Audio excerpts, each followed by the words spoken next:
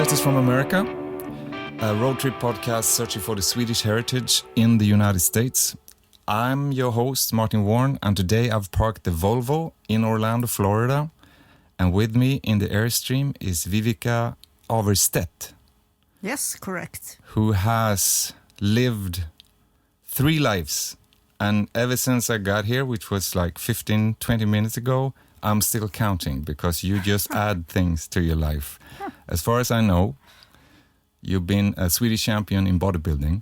Yes. And you're a drag racing. Yeah, the fastest person outside US for 5 years. And you have a wonderful food truck. Yes, Swedish. Yeah. Swedish food truck. Can we go back all the way?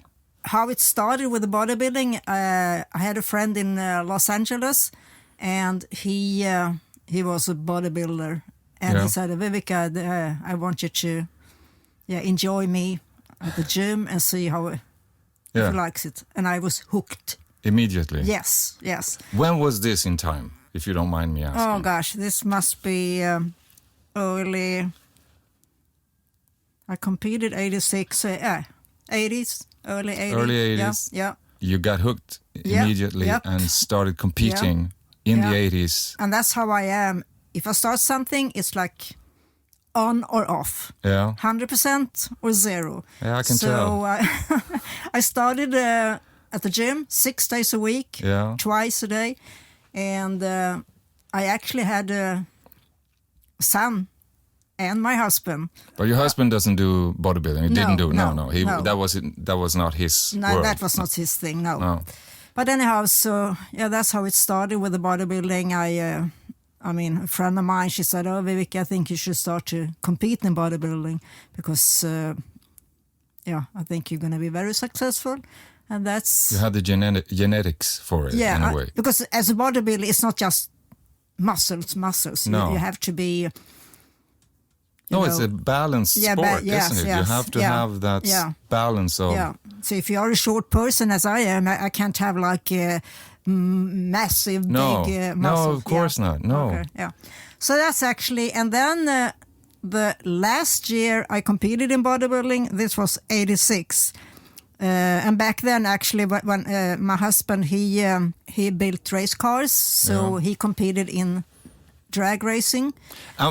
Just to so I'm not making mistakes. Drag racing, that's the long cars, the long ones with big tires in the back and small. Yes and no. No? It's so many different classes. Oh, You can in drag racing, you can. It starts with a standard class and then it gets more and more horsepower. So if it's like a stock car, you can compete with the Camaro. Like a hot up sports car with the right tires. I'm going to show you some. I'd love to see that. Yeah, in our garage. But anyhow, so he built his engine, and he was very, very successful. Well, this is still in Sweden. Yes, still in Sweden. Yeah, but he want to have a bigger challenge. He want to build a car with more horsepower and to more focus on to build the engines. So he said to me, I need you to be the driver for our new car. And I said, well, because I was not into racing at all. I did You've never done anything similar to it? Nothing. So, and because back then I still had the horse. And he said, well, I think you should replace 1 horsepower with 3,000 horsepower. I think you're going to like it. But you never driven anything like it? No, nothing. But, nothing. Okay, and he put you in that car that he sort of lifted his... Yeah. And how did that go? To compete in drag racing, of course, you need a special license. Yeah. So I didn't practice at all. I just went to the racetrack to have my license. And of course, it didn't happen right away, which I thought it would. This is easy, because it was not easy. No. It was like if you have 0 experience and never ever motorcycle or whatever. I can imagine this. 1,000 things that that has to be exactly right when you do that. You know, it's like a short race. Yes, very short. Everything has to be right. Reaction time. You need to be on it. And then he said to me, okay, you got your license. Step 2 is we don't going to take the car to a racetrack again before you have to achieve a sponsorship, because a stock class you can pay from your own pocket, or but in this case it was pretty expensive. Stepping up means more money. Also, more money to be. So finally I said to myself, well, I need to have their attention, and I need something unique. So I actually did a postcard with my with your bodybuilding. Yeah, with with when I won the Swedish championship. Yes. So with my trophy, like woohoo, and from the competition also. You're in your best shape, and you're on stage in the competition. Yes. Okay, that would have impressed. And then it's on the postcard. I don't remember exactly what I said, but it was just if you're interested, blah blah blah. But here is my phone number. I had Philips Electronic, Philips car stereo. I don't think they exist like Philips car stereo in Sweden any longer. I don't know what to do. Well, they called me, and I had a meeting with a marketing director for. I think I talked. We were. Had a meeting for like 2 hours. A couple of days later, they called me and said, okay, I want to make start with 1 year. Wow. I don't know about this sport, but it feels like there were not many women driving this. Back then, no, it was not. And of course, that helps. Exactly. Yeah, that helps with the media, with the attention. And that's the name of the game with the sponsor. It's not just... which so many people back then they didn't understand, but I mean you need to be successful on the racetrack, but you also need to be successful with the media or for sure, absolutely. And, so you had 1 year with them. First 1 year. How did that go? Good and bad. I mean, I didn't win so much because it was a very hard, tough car to compete, because it had a short wheelbase, and in drag racing, if it's a too short wheelbase, it makes like wheelies all the time. But people loved it. I didn't have to. I mean, it was more. The first year was more. It was a show car. It has a competitive engine, but it was so hard to actually handle it. Forgive me if I'm, stepping on the right, but that type of sport, it's very much about the show also, right? Yeah, people come there for the show, for the power and the smoke and for the sound, and it's like almost like a performance in a way. Yeah, right? You can say that. Yeah. Absolutely. But how long did you do this in your life? So, try to make a long story short with drag racing. So after this year, my husband want to step up to even more. So he said he want to go with the most powerful, the fastest. Is that those long cars? Yes. All right, with the big wheels. Exactly. That's the top class. Yes. That's sort of called top fuel. Top fuel. Yes. All right. But that we were talking about money. Yeah. That I mean, the budget back then I don't remember, but here it's like $4 million per year. Wow. Here, but so that's when we got involved through Philips with Valvoline. So to go to this class, I was able to. Of course, I had to have a special top fuel license. Mm-hmm. I can imagine. Again, because that's like a spaceship almost, like on wheels. It is. And I was crazy back then, and still a little bit still. Yeah. So when my husband said, "Okay, we can't get your license here in Europe because of the weather. It's like we want to do it off season." So we flew to California, and I have to upgrade my license. Was it difficult, or was it just? Yeah, it's. But I mean, on a technical level, is it difficult, or is it difficult on a bureaucratic level? Is the technique? No, not bureaucrat. No. The technique is difficult. Yes, because it has. We had 7,500 horsepower, and not regular. It's nitromethane, the high explosive, like rocket fuel. Yeah. So I was right. It's like a rocket. Yeah, it is. So but it must be like a kick out of. Yeah, it's like less than a second. 60 How long foot. is a full track? How long is the track when you compete? How long is the quarter mile? A quarter mile. Yeah, 400. What is it a meter? 410. Something like that. Yeah, like half. 410. A mile is 1.6. Yeah, so. You have two parachutes, and the G-force after to stop the car is negative G-force. Yeah. So it's even worse than. So I had bruises. Oh yeah. And. Of course, it's like you get kicked in one direction and then stopped in the other. It's like hitting a wall, big time.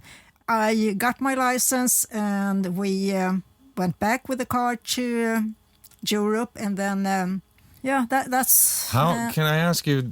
You had a quarter of a mile. And on a race, how much time do you need for that in a monster like that? How much time? It's my record was 4.8 seconds. 4.8 seconds. And now it's even less. But I mean, this is back so many years back. Yeah. That doesn't give you much time to think. You have to. No, but so everything you do is sort of instinct in a way. Yeah, but so many like tough guys. They all sometimes they came to the pit and said, "Oh, that's not. I mean, top fuel. You don't. You just hit the throttle. That's it. But you have to drive the car. I mean, it's like if you look at the car from behind. If you're standing behind, it's like floating." Yeah, I've seen it on TV. I've seen it. It's like almost like it's going through air instead of on the ground. It's just. And it's you have to feel in your body what happened, because every run is not perfect. Sometimes you smoke the tires or the truck is not 100% perfect, and if you feel that the car doesn't pull so hard as it's normally does, you have to be off the throttle in like less than half a second. If not, you blew the engine. Oh yeah. So you have to have that feeling of the exactly. Yeah. So that's what I try in to 4 explain seconds, for people. You have to do that. Yeah. So how did you? We're sitting in the wonderful neighborhood in Orlando. How did you end up here? That's actually because of drag racing. Because we in like beginning of '97. We had a dream that, if we could maybe move the whole racing operation to Florida. And the reason we picked Florida because we had friends already here. So that's actually how it ended up. You ended up in Florida because of the drag racing? Yeah, because of drag racing. Did you do drag race here also? Yeah, we shipped we had a 40-foot container with the... With the monster? Cars, with the monster. With the dinosaur. Yeah. It feels like you own a dinosaur that's sort of like a monster. So, and we were more... It was more important to be able to ship all the equipments, tools and everything for the racing than it was to furniture or whatever. Because our plan was not maybe to stay here forever. We didn't have any plan. We just we were dreaming of the sport, competing in the homeland of drag racing, which is America. Yeah, and how was that like to come here? Like that's like coming to, I can imagine, like another division of the sport. We had a contract with a guy for a year, tried to help us to achieve a sponsorship, and nothing happened. And after a couple of months, I realized that we had so much things against us. I was a female driver, and it helped me in Europe because it's I don't know how to say it, but it's, and it's still in the United States. If you're a female driver, it's like they don't take you seriously as they do. So when we had a couple of meetings with some companies, they looked at my husband and he said, "So you're not the driver?" And then they looked at me. "So why is your wife the driver?" "Well, I'm the one who builds the engine." So, I mean, they were shocked. They were not... So how did you proceed with that? How did you convince them to get on board? Because I assume you found a sponsor. Otherwise, no, I didn't. You didn't? No. Oh. No. This is a change in yeah. So we paid this company marketing quite a lot each month, and nothing happened. And then one day he said that, I want you to, I have a meeting with this company, but it's just a 1-year contract. And it was like, what's the name of it now? Now I'm not Playboy, it was another. Penthouse. Yeah.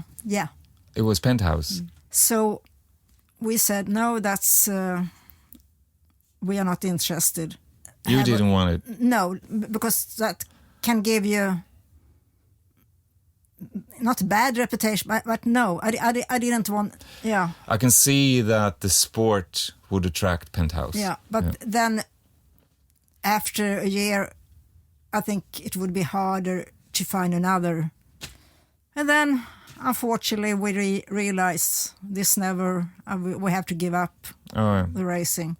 So you came here with that dream. Yeah, and we did one race in it's a big racetrack in Gainesville in Florida. So we did one race there, and we paid everything ourselves, which was crazy. That's actually what I had my record time too. Oh yeah. Yeah. Oh wow. Yeah, and then we were forced to sell the race car. So symbolically, one can say that the parachutes, right? Yeah. Just a brick wall like that. It was a shock back then, and we knew it's going to be hard to achieve a sponsorship, but I couldn't imagine that it would be so hard because I was a female driver. But that was the case. So you feel that when you came here, that was the big hurdle, that you were a female. Yeah, and all the... I just feel that would have been opposite. Yeah, like you have... but not how they... not as a marketing director for big companies. So... Yeah, so if we just stop at the timeline, because now when was this? Just so we get a good...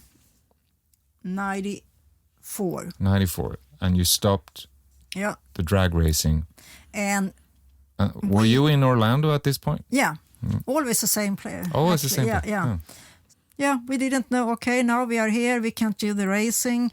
And I didn't have a job, and I went to this dinner party, and I met this criminal lawyer. And she said, Viveca, I heard that you're looking for a job. I need a legal assistant. And I was like, okay, but I have zero experience. I mean, what do you mean legal assistance? Yeah, I need your help. When I'm in court, I want you to take care of the office. And I said, well, and she insisted, Viveca, this is easy, I'm going to show you.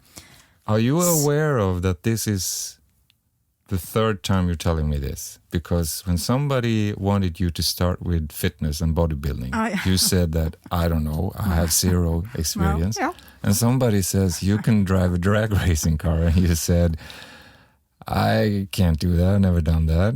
And now you're going to be a legal assistant. Mm-hmm. So there's something about you that tracks a challenge in a way. Yeah, must be. I don't know, and you did, right? I did. I started working for her. It was tough first, of course, because again, as I said, I don't know criminal law or no, of course, that's nothing or several years of education. All this paperwork, and actually, I'm not an office person either. I'm not so organized. But she was happy with my job, so I worked there 4 years. And after 4 years, she said, okay, we're going to move to Vermont. And I want you to come. And I said, no way. I mean, one reason we are still here in Florida is because of the weather. I do not want to. You're not leaving Florida? No. And I saw this ad that IKEA in Orlando, they will hire people. I sent in the application. I didn't get the job, and I was shocked. I said to myself, I can't believe it. I mean, I'm from Sweden, and I always have had IKEA furnitures. I have so much. I know so much about IKEA, which an average American, they don't have a clue. They don't have a clue how to put together a sofa. No. So I didn't accept the no from them. So I went to the store here in Orlando, and I said that I want to see the store manager and have a meeting with him. And then I got the job. Of course you did. As a kitchen... I'm no longer surprised with you. And after a couple of years, I worked full-time. So then we started watching on TV this show, Food Truck Race. And I said to my husband, gosh, that is so cool. Because I always, I love cooking. So if we go back to the timeline, where are we now in the timeline, more or less? Now we are 2011. Actually, I didn't tell you when it comes to food. I always did all the catering for my sponsors at the racetrack. Oh, yeah, okay. Yes. So so I said to my husband, what a cool business concept. Yeah. To have a food truck. We can't see it now, but I've seen the truck. It's just outside here, so it looks very neat and very... What happened was that we found a truck, not a food truck, like a... Delivery truck? Yeah. Same as FedEx and... like a postal truck. Yes. Yeah. So we started with a food truck, and actually this is not the same food truck. No. The other one was much, much bigger, the first one. And... Håkan, my husband, he said, okay, I'm going to help you with the food truck to build everything. But then when it's ready to go, you are by yourself. Because I'm not into this. So he came from drag racing cars to food trucks. That's not his engine. No. Sorry. And Harley Davidson. No, I can get that. No, correct me if I'm wrong now, but the food truck is Swedish food, right? Yes. Or is it a mix? Or is it? It's authentic Swedish food with the meatballs, of course, and of course, tunnbrödsrulle, which is a thin bread, bread wrap, with a sausage in sausage, sausage and shrimp salad, exactly, shrimp salad. Oh, it's a classic. That's odd, yeah. To run a food truck, it's like you have. In 3 hours, you open the window and you have people right away, and it's like a line. So you maybe have like 50 to 100 orders in 3 hours, and you need to be fast. And also you got that limited space, so it has to be... I don't know. Are you alone in the truck when you're doing this? No, I am, but I wasn't for Håkan, when he decided that this is nothing for me, he said, we're going to sell the big truck and I'm going to find a smaller truck which is more convenience, easier for you to work by yourself. He's a designer. He knows how to think like that. Of course, that's why this one is a little bit... You can handle this on your own. Exactly. Yeah. And what's the name of the... Swedish. Swedish. Not Swedish. No, Swedish. Okay, that's clever. Yeah. I love talking to you. You're like one of those... drag racing machine, but you don't have the parachutes, you just... And I never stop. I have so many people asking me, so when are you going to retire? What I'm talking about, I'm never going to retire. But I agree with that. Why should you? No, I'd love to visit your food truck one day. I want to stop or end with one thing. On the table before, you've seen a map, you've seen it all the time. It's the map of the world. Yeah. And we are I would say we're somewhere here. Yeah. Yeah. This is the United States and this is Florida. You live here. Yeah. And you come from Stockholm, which is over here. Where would you say is home to you at this point? When you talk about Stockholm, do you think back home, or is this home now? No, I would say here. Can you write your signature on where that is? This is Florida. You see it here? Can I move this? Yeah, we can move it. Sorry.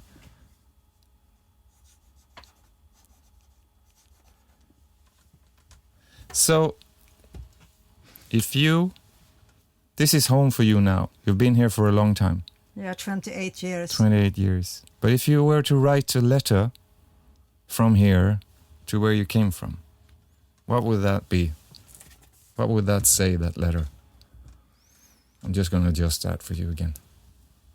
What would you tell them? You mean my family or just... No. Whoever you knew back then when you left Sweden, and now you're here, you got a new home since 28 years. Yeah. And of course, I still... I love Stockholm. Yeah. And I miss it, of course.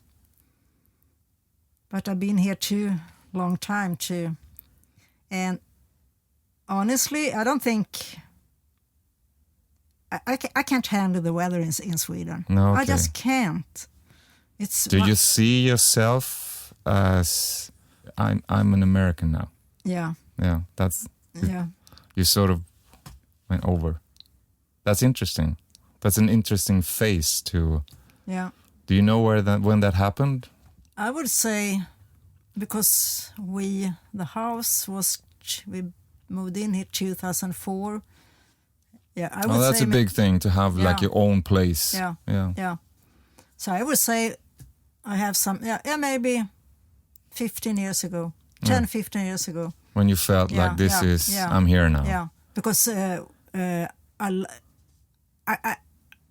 can't imagine to replace our small, cute house for a house in Stockholm. No, not you're now. home now. Yeah, you're home here. Yeah, that's wonderful. It was a pleasure meeting you. Oh, thank you. Pleasure meeting you too, Martin. I wish someday I can drive a drag racing car, but I also understand I will never do that. But it just feels like an amazing thing to do that. Thank you very much. It's been a pleasure, an absolute pleasure. Thanks for having me here. Thank you. Thank you. You have listened to Letters from America, a weekly road trip podcast celebrating the Swedish heritage in the United States. Produced in collaboration with the Embassy of Sweden in Washington, D.C., Volvo Cars USA, Volvo Trucks USA, and Airstream.